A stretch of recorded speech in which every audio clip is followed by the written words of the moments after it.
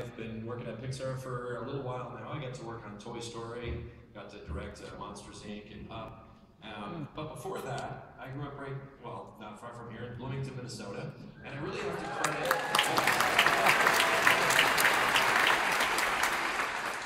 have to credit the Minnesota Orchestra for getting me started in animation.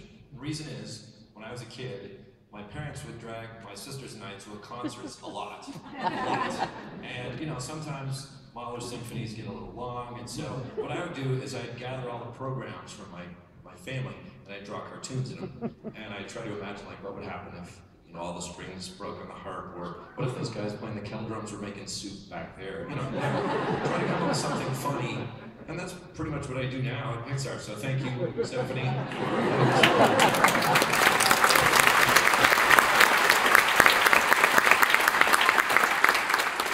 Thank you, parents, for bringing me. My parents are here, by the way. Can I introduce you guys to them?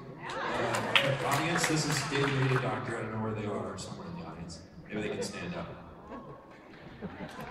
There we go.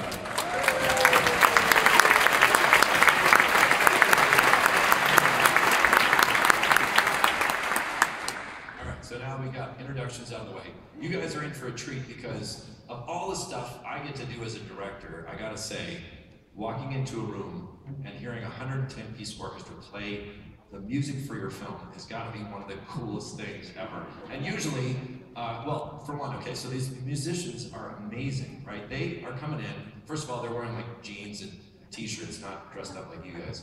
And they're coming in, and they don't know what they're gonna play. It could be a horror movie, it could be comedy, whatever. They get their music, they put it down, and they start reading books and doing crossword puzzles. And I saw a trumpet player actually editing a movie on his laptop. But as soon as the conductor raises his hand, this beautiful music comes out. And it's absolutely fantastic. And usually you have to be either a director or a producer to hear that. But tonight, we're doing it for you guys. So that's pretty awesome.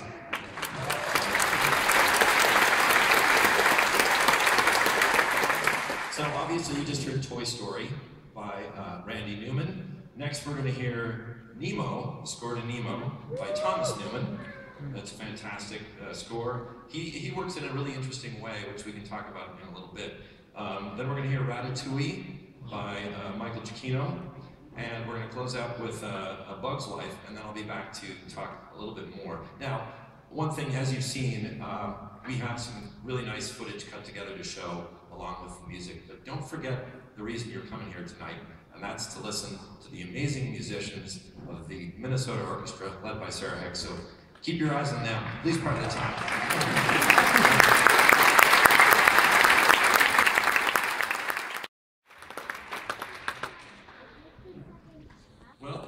Music is obviously very important to what the process that we do and the work we do. I think there's two big reasons for that. One is that music has somehow the ability to bypass your logic and go straight to your emotion. Somehow it does that.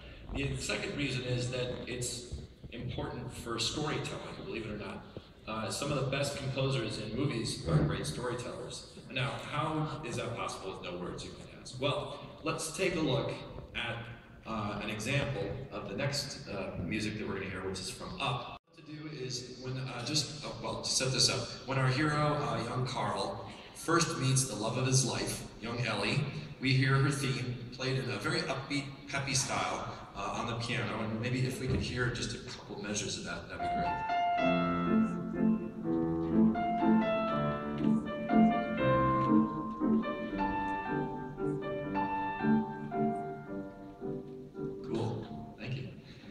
So later then, as an old man, Carl ties thousands of balloons to his house, lifts it off, and floats off to South America. Why does he do this? Well, let's take a listen to some of the music that you're going to hear as he does that, this time played on the cello.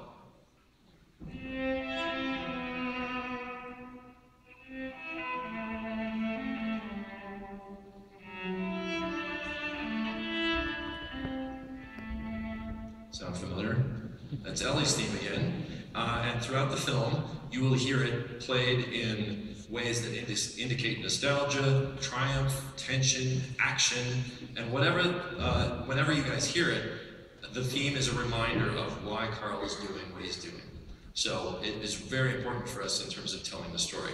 Now, Michael Giacchino, who it was the first film that I worked on with him, he composed this Oscar-winning score, and we first bonded over our shared love of The Muppet Show, which, see if we can hear a little nod to that in this cue. We'll listen to Up, and then we'll have an intermission, and I'll be back to talk to you a little bit more after the intermission to hear more great music.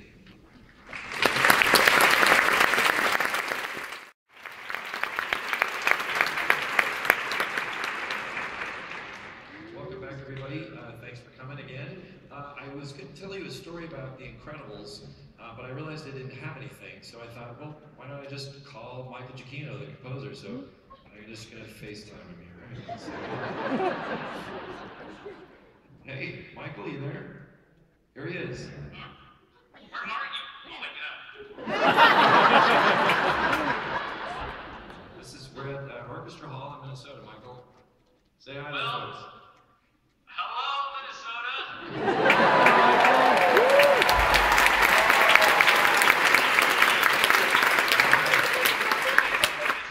That is crazy.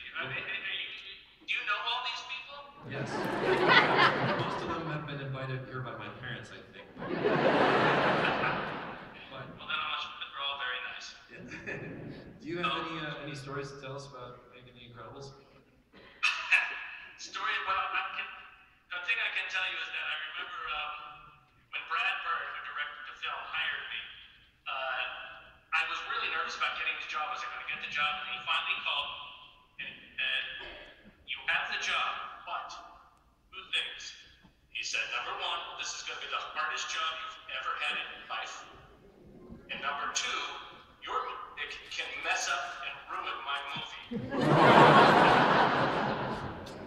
And I remember thinking, wait, what is this guy crazy? What is going on here? And what he said was, he goes, "What I mean by that is if we're not holding hands through the entire process, if we're not in step with each other, doing the same story, the audience is going to think one thing when I want them to think another. So you and I always have to be on the same page together."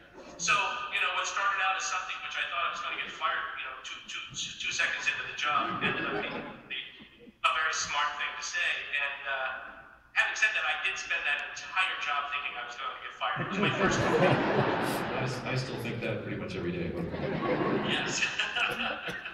but it was great. Working with Brad was fantastic. And how did the orchestra do? Did they do okay? They were awesome.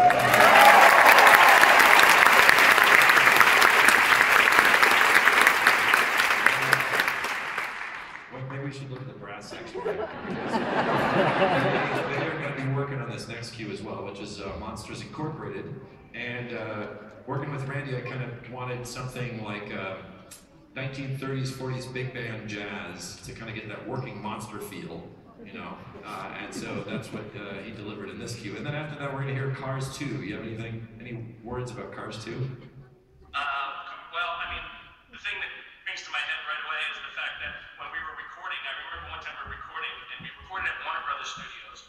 In the middle of a cue, John stopped. He said, stop everything, you gotta stop. And I thought, oh my God, he hates this. He didn't hate it. What he did was he got all these toys. He had brought all of these toys with him of the different cars.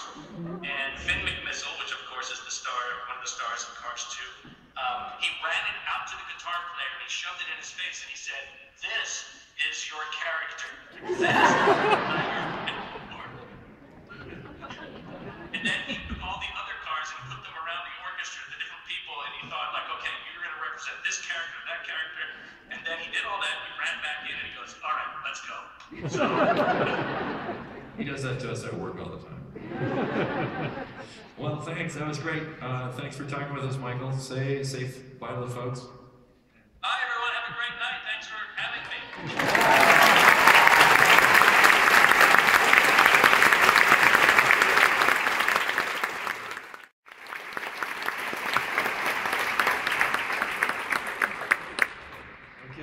To conclude the evening, we're going to have another 3 scores that we'll listen to. The first of these is Brave, and it's a score by Patrick Doyle, set in the mythic past of Scotland, and to really set the tone, You can't avoid bagpipes, regardless of how you feel about it.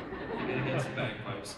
And in fact, tonight we have Richard Hensel, who's playing the Highland Great Pipes, as well as the Northumbrian Small Pipes. I didn't know that there were so many kinds of pipes. There's more than just those two, I assume.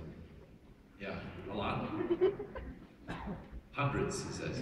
Well, can we hear just a little bit of the Umbrian small pipes? Just, I think people kind of.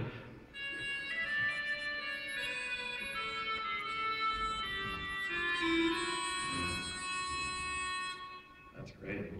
And the other one, the Highland Great Pipes, are kind of more what people are familiar with bagpipes, isn't that right?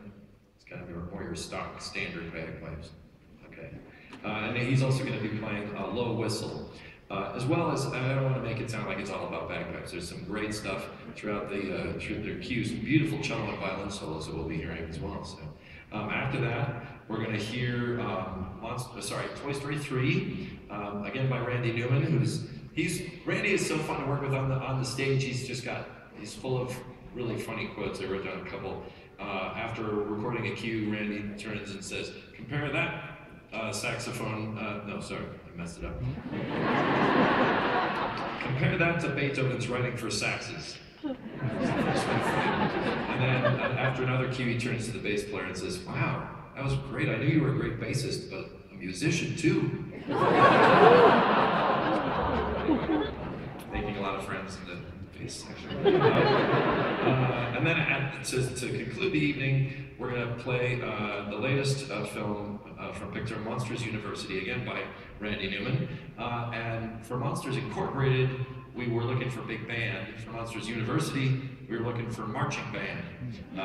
Unfortunately, the MU marching band couldn't fit on the stage, so the percussion section is going to be drumming away like crazy trying to fill in. And we hope very much that you guys have enjoyed the evening. I really want to thank again the amazing musicians of the Minnesota Orchestra here, and all around.